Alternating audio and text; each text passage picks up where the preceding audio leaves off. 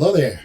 Um, if you've been following along with my videos on the spectrum of conclusions chart, what I've been doing is laying down the foundation for the logic that is essential in being able to perceive or have an awareness of our spiritual nature.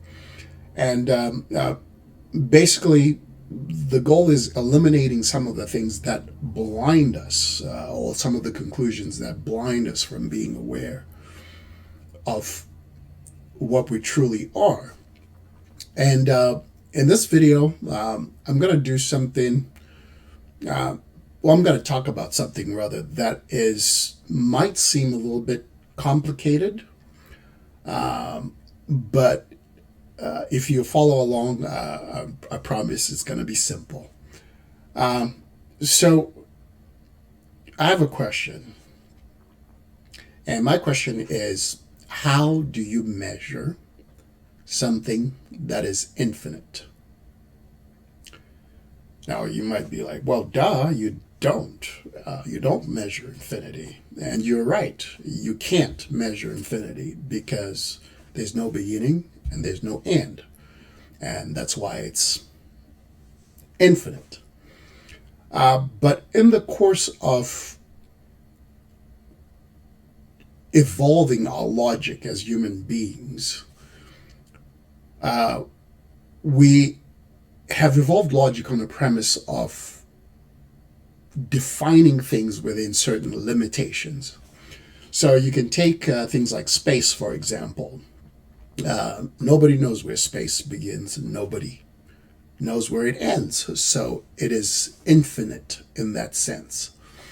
But we still manage to create limits and say this is a unit of space, whether it's inches, centimeters, millimeters, feet, whatever the case might be.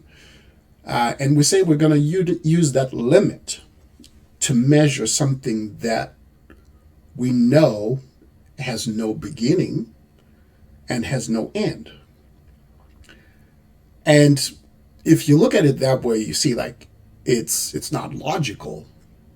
But from a materialistic perspective, it is very logical because materialistic or material things are finite. So therefore, they can be measured. But when you put it in the context, if you put measurements in the context of something that we know is infinite, then it becomes illogical, like trying to measure space. So we don't stop there. We go ahead and use the same logic of measuring things by establishing limits, or a finite unit of measure, and we use that unit to try and understand something that is infinite. And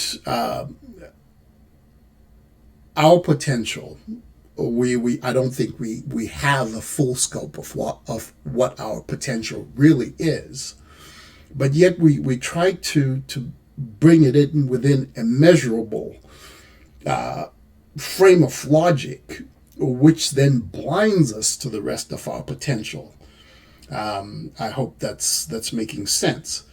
And this is where the flaw of trying to apply materialistic sciences to spiritual things becomes flawed, because we're measuring something that cannot be measured.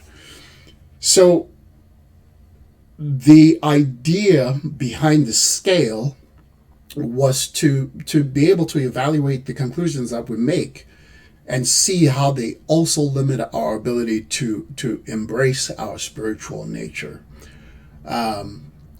And I hope that these videos, or you've gotten some of that by following these videos, and now you're at a point where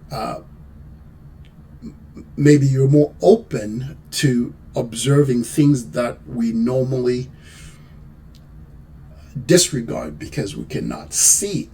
We can experience space, but it's like we don't know what it's really made of. We can experience it, and spiritual things do fall in the same category. It's things that we experience, consciousness. It's something that we experience consciousness, but it's an awareness of something that exists. But what is the thing that is being conscious? And so I dive. This is just like a tip of the iceberg of some of the things that I do, or the topics that I do dive into in the book Subtle Affirmations, and just wanted to make this series of videos to hopefully clarify a little bit of the logic behind the book, so that when you get your hands on it, you'll be able to have a wider, an eagle's eye view, if you will, of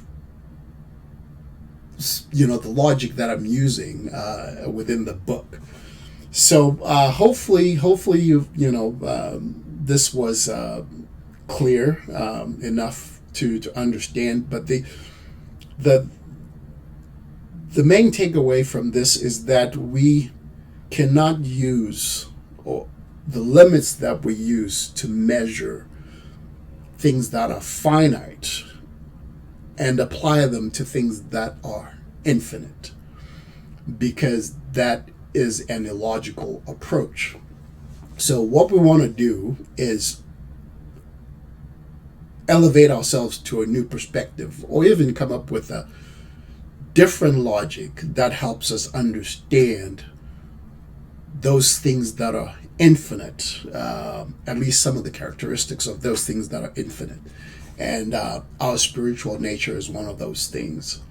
So it is my belief that the truth illuminates the nature of the spirit. And that is why we are on a pilgrimage, if you will, for truth. And everybody is seeking the truth, whether the scientist, a believer, and you don't have to abandon your belief system